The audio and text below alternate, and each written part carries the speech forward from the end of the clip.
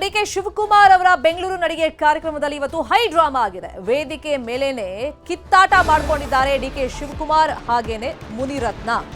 ಬೆಂಗಳೂರಿನ ಮತ್ತಿಕೆರೆಯ ಜೆಪಿ ಪಾರ್ಕ್ನಲ್ಲಿ ಘಟನೆ ನಡೆದಿದೆ. ವೇದಿಕೆ ಕಾರ್ಯಕ್ರಮ ನಡೀತಾ ಇತ್ತು. ಆ ಸಂದರ್ಭದಲ್ಲಿ ವೇದಿಕೆ ಮೇಲೆ ವ್ಯಂಗ್ಯವಾಗಿ ಡಿಕೆ ಶಿವಕುಮಾರ್ ಅವರು ಶಾಸಕ ಮುನಿರತ್ನ ಅವರನ್ನ ಕರೀತಾರೆ. ಸೊ ಅಲ್ಲಿಂದ ಶುರುವಾಗುತ್ತೆ ನೋಡಿ ವಾಗ್ವಾದ. ಮೈಕ್ ಕೊಡಿ ಅಂತ ಕೇಳ್ತಾರೆ ಡಿಕೆ ಶಿವಕುಮಾರ್. ಈಗಲ್ಲ, ಆಮೇಲೆ ಕೊಡ್ತೀನಿ, ಆಮೇಲೆ ಮಾತಾಡಿ ಅಂತ ಹೇಳಿದ್ರು ಕೂಡ ಅದನ್ನ ಸಹಿಸಿಕೊಳ್ಳಲ್ಲ ಮುನಿರತ್ನ ಅವರು. ಮೈಕ್ ಕಿತ್ಕೊಳ್ತಾರೆ. ಅದಾದ್ಮೇಲೆ ವೇದಿಕೆ ಮೇಲೆ ತನ್ನ ಅಸಮಾಧಾನವನ್ನ ವ್ಯಕ್ತಪಡಿಸುತ್ತಾರೆ. ಸ್ಥಳದಲ್ಲೇ ಡಿಕೆ ಶಿವಕುಮಾರ್ ವಿರುದ್ಧವಾಗಿ ಮುನಿರತ್ನ ರೋಷಾವೇಶ ಪ್ರದರ್ಶನವನ್ನ ಮಾಡಿದ್ದಾರೆ. ನನಗೆ ಅವಮಾನ ಆಗಿದೆ ಅಂತ ಹೇಳಿ ಏಕಾಂಗಿಯಾಗಿ ಪ್ರತಿಭಟನೆಯನ್ನ ಮಾಡಿದ್ದಾರೆ. ಉದ್ದೇಶಪೂರ್ವಕವಾಗಿ ನನ್ನ ಮೇಲೆ ಹಲ್ಲೆ ಅಂತೆಲ್ಲ ಕಿಡಿಕಾರಿದ್ದಾರೆ. ಜೆಪಿ ಪಾರ್ಕ್ ಗೇಟ್ ಬಳಿಯಲ್ಲಿ ಕೂತು ಶಾಸಕ ಮುನಿರತ್ನ ಪ್ರೊಟೆಸ್ಟ್ ಅನ್ನು ಮಾಡಿದ್ದಾರೆ ಏಕಾಂಗಿಯಾಗಿ. ನಿಮ್ಮ ಜೊತೆ ನಾನು ಕೂತ್ಕೊಳ್ತೇನೆ, ಎಲ್ಲ ಜೊತೆ ಮಧ್ಯಾರು ನಿಂತ್ಕೋಬೇಡಿ, ಪೊಲೀಸವರು ಸೆಕ್ಯೂರಿಟಿ ಇರೋದ ಸ್ವಲ್ಪ ಬಿಡಿ. ಮಧ್ಯಾರು ನಿಂತ್ಕೋಬೇಡಿ, ಪೊಲೀಸವರು ಸೆಕ್ಯೂರಿಟಿ ಇರೋದ ಸ್ವಲ್ಪ ಬಿಡಿ. ನಾಗರಿಕರು ಕೂತ್ಕೊಳ್ಳೋಕೆ ಜಾಗ ಬಿಡಿ. ಬೇರೆ ನಾಗರಿಕೆ MLA ಅವರು ಬಂದ್ರೆ ಈ ಕಡೆ ಕರಿ ಟೊಪ್ಪಿ MLA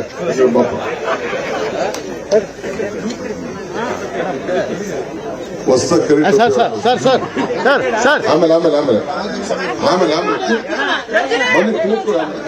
ನಗರದ ಒಬ್ಬ ಪ್ರಜೆಯಾಗಿ ನಾನು ಇವತ್ತು ಬಂದು ನಿಮ್ಮ ಜೊತೆ ನಾನು ಕೂತ್ಕೊಳ್ತೇನೆ, ಎಲ್ಲರ ಜೊತೆಯಲ್ಲಿ. ಮಧ್ಯಾರು ನಿಂತ್ಕೋಬೇಡಿ, ಪೊಲೀಸವರು ಸೆಕ್ಯೂರಿಟಿ ಇರೋದ ಸ್ವಲ್ಪ ಬಿಡಿ. ನಾಗರಿಕರು ಕೂತ್ಕೊಳ್ಳೋಕೆ ಜಾಗ ಬಿಡಿ. ಬೇರೆ ನಾಗರಿಕೆ MLA ಅವರು ಬಂದ್ರೆ ಈ ಕಡೆ ಕರಿ ಟೊಪ್ಪಿ MLA ವೇದಿಕೆ ಮೇಲೆ ಮುನಿರತ್ನ ಅವರನ್ನ ಡಿಕೆ ಶಿವಕುಮಾರ್ ಕರೀತಾ ಇದ್ದಂಗೆ ಏನಾಯ್ತು? ಡಿಕೆಶಿ ಮತ್ತು ಮುನಿರತ್ನ ನಡುವೆ ವಾಕ್ ಸಮರ ಹೇಗ್ ನಡೀತು ನೋಡಿ. ಪಾಪ MLAಗೆ ಪೇಷನ್ಸ್ ಇರಲಿಲ್ಲ. ಈ ಸಭೆಗೆ ಅವಮಾನ ಮಾಡಬೇಕು ಅಂತ ಬಂದ್ರು, ಏನ್ ಗೊತ್ತಿಲ್ಲ. ಆಯ್ತು ಬಿಡೋದೆಲ್ಲ ನಾವು ತಲೆ ಕೆಡಿಸ್ಕೊಳ್ಳೋದಿಲ್ಲ, ನೀವು ಏನ್ ತಲೆ ಕೆಡಿಸ್ಕೊಳ್ಳಿ. ಏನಪ್ಪಾ ಅಂದ್ರೆ ಇಂಥವನ್ನ ಎಲೆಕ್ಟ್ ಮಾಡ್ಕೊಂಡಿದ್ದೀರಲ್ಲ, ಇದು ನಿಮ್ಗೆ ನಮ್ಮ ಮನಸ್ಸಿಗೆ ನೋವಾಗ್ತಾ ಇದೆ ಅಂತ ನಾನು ಭಾವಿಸ್ಕೊಂಡಿದ್ದೀನಿ. ನನ್ಗೆ ಗೊತ್ತಿದೆ ಈ ಪರಿಸ್ಥಿತಿ, ಬಟ್ ಇರ್ಲಿ, ಇದಕ್ಕೆಲ್ಲ ನೀವು ಸೂಕ್ತ ಸಮಯದಲ್ಲಿ ಇದಕ್ಕೆ ಉತ್ತರ ಕೊಡಿ ಅಷ್ಟೇ ನಾನು ನಿಮ್ಗೆ ಹೇಳೋದು. ನಮಗೆ ಡ್ರಾಮಾ ಗೊತ್ತಿಲ್ಲ. ಡ್ರಾಮಾ ಗೊತ್ತಿದ್ದು ಹೋಗಿ ಅಮಿತ್ ಶಾ ಕಾಲಿಡ್ಕೊಂಡಿಲ್ಲ. ಡ್ರಾಮಾ ಗೊತ್ತಿದ್ದು ಪ್ರಯಾಗ್ರಾಜ್ಗೆ ಹೋಗಿಲ್ಲ. ಡ್ರಾಮಾ ಗೊತ್ತಿದ್ದು ಅಸೆಂಬ್ಲಿ ಒಳಗಡೆ RSS ಗೀತೆ ಹೇಳಿಲ್ಲ. ನಾವು ಪ್ರಾಮಾಣಿಕವಾಗಿದ್ದೀವಿ.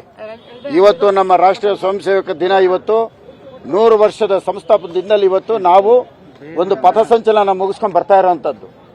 ಅವರು ಬೆಳಗ್ಗೆ ದಂಗೆ ಬಂದಿದ್ದಾರ, ಸ್ನಾನ ಮಾಡಿದೆ. ಅವ್ರು ಯಾವ ಡ್ರೆಸ್ಸಲ್ಲಿ ಬಂದ್ರು? ನಾನು ಪ್ರಾಮಾಣಿಕವಾಗಿ RSS 100ನೇ ವರ್ಷದ ಕಾರ್ಯಕ್ರಮದಲ್ಲಿ ಭಾಗವಹಿಸಿ ಬರ್ತಾ ಇರೋವಂಥದ್ದು. ಅವರು ಮಾತ್ರ ಹೆಂಗ್ ಬೇಕಾದ್ರೂ ಬರ್ಬೋದು, ನಾವು ನಮ್ಮ ಕರ್ತವ್ಯ ಮಾಡ್ಕೊಂಡು ನಾವು ಬರಬಾರ್ದಾ? ಇದು ಡ್ರಾಮಾನ? ಇದು ಡ್ರಾಮಾ ಅಂತ ಹೇಳ್ತಾರ ಇದ್ರನ್ನ? ಇನ್ನು ಮುನಿರತ್ನ ಮೇಲೆ ಜೆಪಿ ಪಾರ್ಕ್ನಲ್ಲಿ ದೌರ್ಜನ್ಯ ಆರೋಪ ಘಟನೆಯನ್ನ ಖಂಡಿಸ್ತೀನಿ ಅಂತ ಹೇಳಿ ವಿಪಕ್ಷ ನಾಯಕ ಆರ್ ಅಶೋಕ್ ಸರ್ಕಾರದ ಕಾರ್ಯಕ್ರಮದ ವಿರುದ್ಧವಾಗಿ ವಾಗ್ದಾಳಿಯನ್ನು ಮಾಡಿದ್ದಾರೆ. ಅಂದ್ರೆ ಸರ್ಕಾರಿ ಕಾರ್ಯಕ್ರಮ ಆಗ್ತಿತ್ತು, ಶಾಸಕರಿಗೆ ಗೌರವ ಕೊಟ್ಟಿಲ್ಲ, ರೌಡಿಸಂ ಮಾಡಿದ್ದಾರೆ, ಜನನೇ ಅವರಿಗೆಲ್ಲ ಪಾಠ ಕಲಿಸ್ತಾರೆ. ಮುನಿರತ್ನಗೆ ನಮ್ಮ ಸಂಪೂರ್ಣ ಬೆಂಬಲ ಇದೆ ಅಂತ ಹೇಳಿ ಬೆಂಗಳೂರಲ್ಲಿ ವಿಪಕ್ಷ ನಾಯಕ ಆರ್ ಅಶೋಕ್ ಹೇಳಿಕೆಯನ್ನು ಕೊಟ್ಟಿದ್ದಾರೆ. ಅದನ್ನ ಖಂಡಿಸ್ತೀನಿ. ಕಾಂಗ್ರೆಸ್ ಅಂದ್ರೆ ಗೂಂಡಾಗಿರಿ ಅಂತ, ಗೂಂಡಾಗಿರಿ ಅಂದ್ರೆ ಕಾಂಗ್ರೆಸ್. ಈ ದೇಶದ ಮೇಲೆ ಎಮರ್ಜೆನ್ಸಿ ತಂದು ಪ್ರಜಾಪ್ರಭುತ್ವವನ್ನು ಕಗ್ಗೊಲೆ ಮಾಡಿದಂಥ ಪಾರ್ಟಿ ಮತ್ತೆ ಕರ್ನಾಟಕದಲ್ಲಿ ಈ ಗೂಂಡಾಗಿರಿ ಸಂಸ್ಕೃತಿಯನ್ನು ಮಾಡಿದ್ದಾರೆ. ಇವತ್ತು ಹಲ್ಲೆ ಮಾಡಿರುವಂಥದ್ದು ಖಂಡನೀಯ. ಸರ್ಕಾರಿ ಕಾರ್ಯಕ್ರಮ ಗೌರವ ಕೊಟ್ಟು ಅವರ ಅಧ್ಯಕ್ಷತೆ ವಹಿಸಬೇಕಾಯಿತು. ಅಂಥವ್ರನ್ನ ಇವತ್ತು ಏಕವಚನದಲ್ಲಿ ಬೈಯೋ ಮುಖಾಂತರ ಅಗೌರವ ತಂದಿದ್ದಾರೆ. ಇದನ್ನ ನಾವು ಪ್ರಶ್ನೆಯನ್ನ ಮಾಡ್ತೀರಿ. ಮುನಿರತ್ನಮ್ಮ ಏನು ಧರಣಿ ಕೂತಿದ್ದಾರೆ, ಅದಕ್ಕೆ ನಾವು ಬೆಂಬಲವನ್ನು ಕೊಡ್ತೀವಿ. ರೌಡಿಸಮ್ ಅಂದ್ರೆ ಕಾಂಗ್ರೆಸ್. ಇವತ್ತು ನೋಡ್ತಾ ಇದ್ದೀರಲ್ಲ, ಈ PFI ಪಾಪ್ಯುಲರ್ ಫ್ರಂಟ್ ಅವ್ರ ಜೊತೆ ಕಾಂಗ್ರೆಸ್ ಅವರು ಸೇರ್ಕೊಂಬಿಟ್ಟಿದ್ದಾರೆ. ಅವ್ರ ಹೆಂಗೆ ಮಚ್ಚು ಲಾಂಗು ಮಾಡ್ತಾರೋ, ಇವರು ಕಾಂಗ್ರೆಸ್ ಅವರು PFIನ ಅಪರಾವತಾರ, ಇವರು KFDF ಅಪರಾವತಾರ ಇವರು. ಇದೇ ವಿಷಯವಾಗಿ ಏನೆಲ್ಲ ಬೆಳವಣಿಗೆಗಳು ನಡೀತಾ ಇದೆ, ಇವಾಗ ಇನ್ ಡೀಟೇಲ್ ಆಗಿ ಇನ್ಫಾರ್ಮೇಶನ್ ಕೊಡ್ತಾ ಹೋಗೋದಕ್ಕೆ ನೇರ ಸಂಪರ್ಕದಲ್ಲಿ ಕನೆಕ್ಟ್ ಆಗಿದ್ದಾರೆ ನಮ್ಮ ರಿಪೋರ್ಟರ್ ಆಶಿಕ್ ಮುಲ್ಕಿ. ಜನರ ಸಮಸ್ಯೆಗಳನ್ನ ಆಲಿಸುವಂತ ವೇದಿಕೆ ಇವತ್ತಿನ ಕಾರ್ಯಕ್ರಮ ಆಗಬೇಕಾಗಿತ್ತು, ಆದ್ರೆ ರಾಜಕೀಯ ವೈಯಕ್ತಿಕ ದ್ವೇಷಕ್ಕೆ ಇವತ್ತಿನ ಕಾರ್ಯಕ್ರಮ ಬಲಿಯಾಯ್ತಾ? ಅಂದ್ರೆ ಡಿಕೆ ಶಿವಕುಮಾರ್ ಉದ್ದೇಶಪೂರ್ವಕವಾಗಿ ಮುನಿರತ್ನ ಅವರನ್ನ ವ್ಯಂಗ್ಯ ಮಾಡಿ ಅವಮಾನಿಸಿದ್ರ, ಅಥವಾ ಕಾರ್ಯಕ್ರಮದಲ್ಲಿ ತಗಾದೆ ತೆಗಿಬೇಕು ಅಂತಾನೆ ಮುನಿರತ್ನ ಬಂದಿದ್ರ? ಈಗಲೂ ಪ್ರತಿಭಟನೆ ಮುಂದುವರೆಸಿದ್ದಾರಾ? ಹೆಂಗಿದೆ ಪರಿಸ್ಥಿತಿ ಈಗ? ಶರ್ಮಿತಾ, ಖಂಡಿತ. ಅಂದ್ರೆ ಇದು ಮೊದಲನೇದಾಗಿ ಇದೊಂದು ಸಾರ್ವಜನಿಕರ ಅಹವಾಲನ್ನ, ಕುಂದುಕೊರತೆಗಳನ್ನ, ಸಮಸ್ಯೆಗಳನ್ನ ಆಲಿಸುವಂತ ಒಂದು ವೇದಿಕೆ ಆಗಬೇಕಾಗಿತ್ತು. ಆದ್ರೆ ಇದು ಆರ್ ನಗರದ ಶಾಸಕ ಮುನಿರತ್ನ ಮತ್ತು ಉಪಮುಖ್ಯಮಂತ್ರಿಗಳಾಗಿರುವಂತಹ ಡಿಕೆ ಶಿವಕುಮಾರ್ ಅವರ ನಡುವಿನ ರಾಜಕೀಯ ಮತ್ತು ವೈಯಕ್ತಿಕ ಹಗೆತನದ ಆ ಒಂದು ಜಿದ್ದಾಜಿದ್ದಿಗೆ ಇವತ್ತು ಸಾಕ್ಷಿಯಾಗಿರುವಂತದ್ದು. ಇವತ್ತು ಏನು ಮತ್ತಿಕೆರೆ ಬಳಿ ಇರುವಂತಹ ಜೆಪಿ ಪಾರ್ಕ್ನಲ್ಲಿ ನಗರ ಪಾಲಿಕೆಯ ಉತ್ತರ ವಿಭಾಗದ ಜನರ ಸಮಸ್ಯೆಗಳನ್ನು ಆಲಿಸುವಂತಹ ಒಂದು ಕಾರ್ಯಕ್ರಮವನ್ನ ಗ್ರೇಟರ್ ಬೆಂಗಳೂರು ಅಥಾರಿಟಿ ಅಧಿಕಾರಿಗಳು ಹಮ್ಮಿಕೊಂಡಿದ್ರು. ಈ ಸಂದರ್ಭದಲ್ಲಿ ಡಿಕೆ ಶಿವಕುಮಾರ್ ಅವರು ಬಂದು ಸಮಸ್ಯೆಗಳನ್ನು ಆಲಿಸುವಂತ ಕೆಲಸವನ್ನ ಮಾಡಿದ್ರು. ಬೆಳಿಗ್ಗೆ ಒಂದೂವರೆ ತಾಸು ಸಂಪೂರ್ಣವಾಗಿ ಜೆಪಿ ಪಾರ್ಕ್ ಸುತ್ತ ಏನು ವಾಯುವಿಹಾರವನ್ನ ಮಾಡುತ್ತಿದ್ದಂತಹ ವ್ಯಾಯಾಮವನ್ನ ಮಾಡುತ್ತಿದ್ದ ಜನರ ಬಳಿ ಹೋಗಿ ಅವರ ಸಮಸ್ಯೆಗಳನ್ನ ಕೇಳುವಂತದ್ದು, ಅವರ ಯೋಗಕ್ಷೇಮವನ್ನು ವಿಚಾರಿಸುವಂತದ್ದು, ಕ್ಷೇತ್ರದಲ್ಲಿ ಯಾವ ರೀತಿಯಾಗಿರುವಂತಹ ಅಭಿವೃದ್ಧಿ ಕಾರ್ಯಗಳನ್ನ ಮಾಡಲಾಗ್ತಿದೆ ಅನ್ನುವಂಥದ್ದೆಲ್ಲ ಕೂಡ ಮಾಹಿತಿಯನ್ನ ಕಲೆ ಹಾಕಿದ್ರು. ಆದ್ರೆ ಅದು ಯಾವಾಗ ವೇದಿಕೆ ಕಾರ್ಯಕ್ರಮ ಆರಂಭವಾಯಿತು ಅವಾಗಿಂದ ಮುನಿರತ್ನ ಮತ್ತು ಡಿಕೆ ಶಿವಕುಮಾರ್ ಅವರ ನಡುವೆ ಇರುವಂತಹ ಒಂದು ರಾಜಕೀಯ ಮತ್ತು ವೈಯಕ್ತಿಕ ದೇಶದ ವೇದಿಕೆಯಾಗಿ ಈ ಒಂದು ಜಾಗ ಬದಲಾಗಿರುವಂತದ್ದು. ಬೆಳಿಗ್ಗೆ ಡಿಕೆ ಶಿವಕುಮಾರ್ ಅವರು ವ್ಯಂಗ್ಯವಾಗಿ ಯಾವಾಗ ಮುನಿರತ್ನ ಅವರನ್ನ ವೇದಿಕೆಯ ಮೇಲೆ ಕರೆದ್ರು, ಅಂದ್ರೆ ಕರಿಟೋಪಿ ಹಾಕಿರುವಂತ ಎಂಎಲ್ಎ ವೇದಿಕೆ ಮೇಲೆ ಬರಬೇಕು ಅನ್ನುವಂಥದ್ದು ಬಹಳ ವ್ಯಂಗ್ಯವಾಗಿ ಅವರನ್ನ ವೇದಿಕೆಗೆ ಆಹ್ವಾನ ಕೊಟ್ಟರು. ಈ ಸಂದರ್ಭದಲ್ಲಿ ಸಿಟ್ಟಾದಂತಹ ಮುನಿರತ್ನ ಅವರು ವೇದಿಕೆಗೆ ಬಂದು ಮೈಕ್ ಕಿತ್ಕೊಳ್ಳೋದಕ್ಕೆ ಪ್ರಯತ್ನ ಮಾಡಿದ್ರು.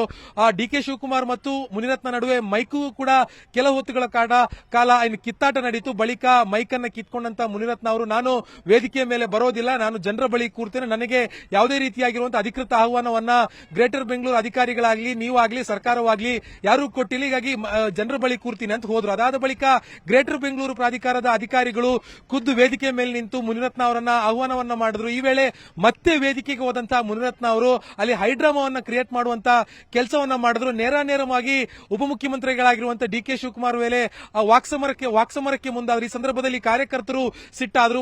ಕಾಂಗ್ರೆಸ್ ಕಾರ್ಯಕರ್ತರು ಮತ್ತೆ ಮುನಿರತ್ನ ಅವರ ಬಿಜೆಪಿ ಕಾರ್ಯಕರ್ತರು ಒಟ್ಟಾಗಿ ಒಂದು ವಾಗ್ಯುದ್ಧ ಕೇಳಿದ್ರು. ಈ ಸಂದರ್ಭದಲ್ಲಿ ಆ ಒಂದು ವಾತಾವರಣ ಏನಿತ್ತು ಅದು ಒಂದು ಕೈ ಮಿಲಾಯಿಸುವ ಹಂತಕ್ಕೆ ಹೋಗಿ ಅಲ್ಲಿನ ಚಿತ್ರಣವೇ ಬೇರೆ ರೀತಿಯಾಗಿ ಟರ್ನ್ ಆಗುವಂತ ಸಾಧ್ಯತೆ ಇತ್ತು. ಈ ಸಂದರ್ಭದಲ್ಲಿ ಪೊಲೀಸರು ಮಧ್ಯಪ್ರವೇಶ ಮಾಡಿದ್ರು. ಮಧ್ಯಪ್ರವೇಶ ಮಾಡಿದಂತ ಸಂದರ್ಭದಲ್ಲಿ ಅದೇ ವೇದಿಕೆಯ ಮುಂಭಾಗದಲ್ಲಿ ಕೂತು ಮುನಿರತ್ನ ಅವರು ಪ್ರತಿಭಟನೆಯನ್ನ ಮಾಡಕ್ ಶುರು ಮಾಡಿದ್ರು.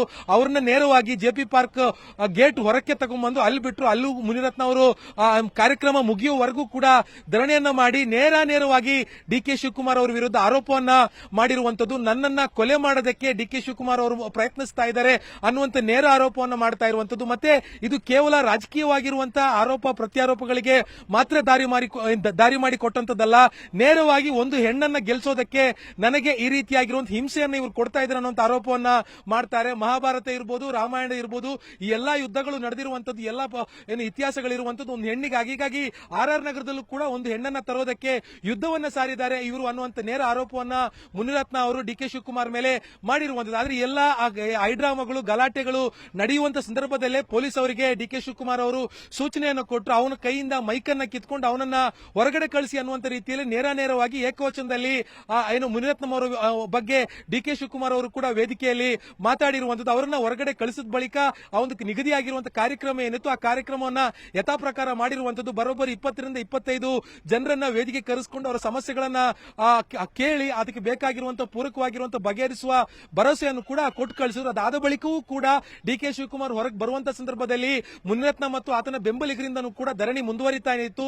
ಆ ಸಂದರ್ಭದಲ್ಲೂ ಕೂಡ ಆರೋಪ ಪ್ರತ್ಯಾರೋಪಗಳು ಕೂಡ ನೇರವಾಗಿ ನಡೀತಾನೆ ಇತ್ತು. ಎಲ್ಲಾ ದೃಶ್ಯಗಳು ಕೂಡ ಮಾಧ್ಯಮದ ಮುಂದೆ ನಡೀತಾ ಇದೆ ಅನ್ನುವಂತ ಪ್ರಜ್ಞೆಯೂ ಕೂಡ ಇಲ್ಲದೆ ಈ ರೀತಿಯಾಗಿರುವಂತಹ ಒಂದು ಚೀಪ್ ಆಗಿರುವಂತಹ ನಡವಳಿಕೆ ಎರಡೂ ಕಡೆಗಳಿಂದ ಇದೀಗ ಕಂಡು ಬಂದಿರುವಂತದ್ದು. ಶರ್ಮಿತಾ, ಫೈನ್. ಅಂದ್ರೆ ಇದನ್ನೆಲ್ಲ ಜನ ನೋಡ್ತಿದ್ರು. ನಮ್ ಕಷ್ಟ ಕೇಳೋಕ್ ಬಂದಂತ ಜನಪ್ರತಿನಿಧಿಗಳೇ ಹಿಂಗೆಲ್ಲ ಬಿಹೇವ್ ಮಾಡಿದಾಗ ಅಲ್ಲಿದ್ದಂತ ಜನ ಏನ್ ಮಾತಾಡ್ಕೊಳ್ತಾ ಇದ್ರು. ಮತ್ತೆ ಇದು ಸರ್ಕಾರಿ ಕಾರ್ಯಕ್ರಮ ಅಲ್ಲ, ಕಾಂಗ್ರೆಸ್ ಕಾರ್ಯಕ್ರಮ, ಇಲ್ಲಿ ಪ್ರೋಟೋಕಾಲ್ ಮೇಂಟೈನ್ ಮಾಡಿಲ್ಲ ಅಂತಿದ್ರು. ಪ್ರೋಟೋಕಾಲ್ ಏನ್ ಹೇಳುತ್ತೆ ಆಶ್ರಿಕ್, ಅದ್ರ ಜೊತೆಯಲ್ಲಿ ಏನಾದ್ರು ಕಂಪ್ಲೇಂಟ್ ಕೊಡಕ್ ಮುಂದಾಗಿದಾರ ಸ್ಪೀಕರ್ಗಿರ್ಬೋದು ಅಥವಾ ಪೊಲೀಸ್ ಇಲಾಖೆಗೆ? ಮುನಿರತ್ನ ಏನ್ ಡಿಸಿಷನ್ ಮಾಡಿದಾರಂತೆ?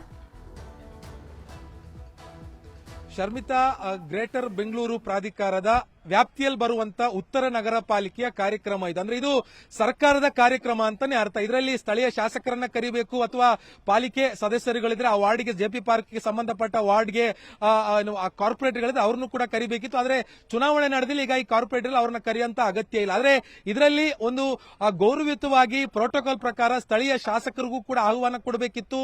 ಮತ್ತೆ ಸಂಸದರಿಗೂ, ಈ ಭಾಗದ ಸಂಸದರಿಗೂ ಕೂಡ ಆಹ್ವಾನ ಕೊಡುವಂತ ಒಂದು ಜವಾಬ್ದಾರಿ ಸ್ಥಳೀಯ ಆಡಳಿತ ಸಂಸ್ಥೆಯಾಗಿ ಆಗಿರುವಂತಹ ನಗರ ಪಾಲಿಕೆ ಇರಬಹುದು ಅಥವಾ ಅದರ ಉಸ್ತುವಾರಿಯನ್ನು ತೆಗೆದುಕೊಂಡಿರುವಂತಹ ಜಿಬಿ ಅಧಿಕಾರಿಗಳಿಗೂ ಕೂಡ ಇತ್ತು. ಆದ್ರೆ ನಿನ್ನೆ ಲಾಲ್ಬಾಗ್ನಲ್ಲಿ ನಡೆದಿರುವಂತಹ ಅಂದ್ರೆ ದಕ್ಷಿಣ ನಗರ ಪಾಲಿಕೆಯ ವ್ಯಾಪ್ತಿಯಲ್ಲಿ ನಡೆದಿರುವಂತಹ ಕಾರ್ಯಕ್ರಮದಲ್ಲೂ ಕೂಡ ಇದೆ ಈ ರೀತಿಯಾಗಿರುವಂತಹ ಆಹ್ವಾನವನ್ನ ಸ್ಥಳೀಯ ಶಾಸಕರಿಗೆ ಹೋಗಿಲ್ಲ. ಅಂದ್ರೆ ಎರಡೂ ಕಡೆಗಳಲ್ಲೂ ಕೂಡ ಬಿಜೆಪಿ ಶಾಸಕರು ಇರುವಂತಹ ಕಾರಣಕ್ಕೆ ಕೊಟ್ಟಿಲ್ಲ ಅನ್ನುವಂಥದ್ದು ಇನ್ನು ಗ್ರೇಟರ್ ಬೆಂಗಳೂರು ಪ್ರಾಧಿಕಾರದ ಅಧಿಕಾರಿಗಳು ಅದನ್ನ ಸ್ಪಷ್ಟಪಡಿಸಬೇಕಿತ್ತು. ಆದ್ರೆ ಇಲ್ಲಿ ಇದು ಸಂಪೂರ್ಣವಾಗಿ ಒಂದು ಸರ್ಕಾರ ಮತ್ತು ಸರ್ಕಾರದ ಅಧೀನ ಸಂಸ್ಥೆಯಾಗಿರುವಂತಹ ನಗರ ಪಾಲಿಕೆ, ಉತ್ತರ ನಗರ ಪಾಲಿಕೆಯ ವ್ಯಾಪ್ತಿಯಲ್ಲಿ ನಡೀತಾ ಇರುವಂತಹ ಅಥವಾ ಉಸ್ತುವಾರಿಯಲ್ಲಿ ನಡೀತಾ ಇರುವಂತಹ ಕಾರ್ಯಕ್ರಮ. ಅದರಲ್ಲಿ ಬೆಂಗಳೂರು ಉಸ್ತುವಾರಿ ಸಚಿವರಾಗಿರುವಂತಹ ಡಿಕೆ ಶಿವಕುಮಾರ್ ಅವರು ಬಂದು ಜನರ ಅಹವಾಲನ್ನ ಸ್ವೀಕರಿಸುತ್ತಿದ್ದಾರೆ ಅನ್ನುವಂಥದ್ದು ಬಿಟ್ಟರೆ ಎಲ್ಲಾ ಉಸ್ತುವಾರಿಯನ್ನು ಕೂಡ ಸ್ಥಳೀಯ ಆಡಳಿತ ಸಂಸ್ಥೆಗಳ ಮೇಲೆ ಇರುತ್ತೆ. ಹೀಗಾಗಿ ಸ್ಥಳೀಯ ಶಾಸಕರಿಗೆ ಈ ಒಂದು ಕಾರ್ಯಕ್ರಮದ ಬಗ್ಗೆ ಆಹ್ವಾನವನ್ನು ಕೊಡುವಂತಹ ಜವಾಬ್ದಾರಿ ನಗರ ಪಾಲಿಕೆಯ ಮೇಲಿದೆ. ಆದ್ರೆ ಅವರು ಕೊಟ್ಟಿಲ್ಲ ಅನ್ನುವಂಥದ್ದನ್ನ ನೇರವಾಗಿ ಸ್ಥಳೀಯ ಶಾಸಕರು ಮಾಡ್ತಾ ಇರುವಂತಹ ಆರೋಪ. ಮತ್ತೊಂದು ಕಡೆ ಜನರು ಕೂಡ ಇದರಿಂದ ಒಂದ್ ಸ್ವಲ್ಪ ಕಸಿಬಿಸಿಕೊಂಡ್ರು. ಅಂದ್ರೆ ಪ್ರತಿದಿನ ಅಲ್ಲಿ ವಾಯುವೀರಕ್ಕೆ, ವಾಕಿಂಗ್ಗೆ, ವ್ಯಾಯಾಮಕ್ಕೆ ಬರುವಂತಹ ವೃದ್ಧರಿರ್ತಾರೆ, ಮಹಿಳೆಯರಿರ್ತಾರೆ, ಮತ್ತೆ ಮಕ್ಕಳಿರ್ತಾರೆ. ಒಂದು ಅರೆಕ್ಷಣ ಅವರೆಲ್ಲರೂ ಕೂಡ ಅಲ್ಲೆಲ್ಲವೂ ಕೂಡ ಓಡಾಡಿಕೊಂಡು ಗಾಬರಿ ಆಗಿರುವಂತಹ ಒಂದು ವಾತಾವರಣ ಅಲ್ಲಿ ನಿರ್ಮಾಣ ಆಗಿತ್ತು. ಸಮಸ್ಯೆಗಳನ್ನು ಆಲಿಸುವಂತಹ ವೇದಿಕೆ ಇದು. ಇಬ್ಬರು ಪ್ರತಿಷ್ಠಿತ ಮುತ್ಸದ್ದಿ ರಾಜಕಾರಣಿಗಳ ವೈಯಕ್ತಿಕ ಕಿತ್ತಾಟ, ರಾಜಕೀಯ ಕಿತ್ತಾಟಕ್ಕೆ ವೇದಿಕೆ ಆಗಿರುವುದರ ಬಗ್ಗೆ ಇಲ್ಲಿರುವಂತಹ ಸಾರ್ವಜನಿಕರು ಕೂಡ ವಿಷಾದವನ್ನು ವ್ಯಕ್ತಪಡಿಸ್ತಾ ಇರುವಂತದ್ದು. ಶರ್ಮಿತಾ, ಕಾದ್ ನೋಡೋಣ ಮುಂದಿನ ಒಳಗೆ. Thank you Ashok.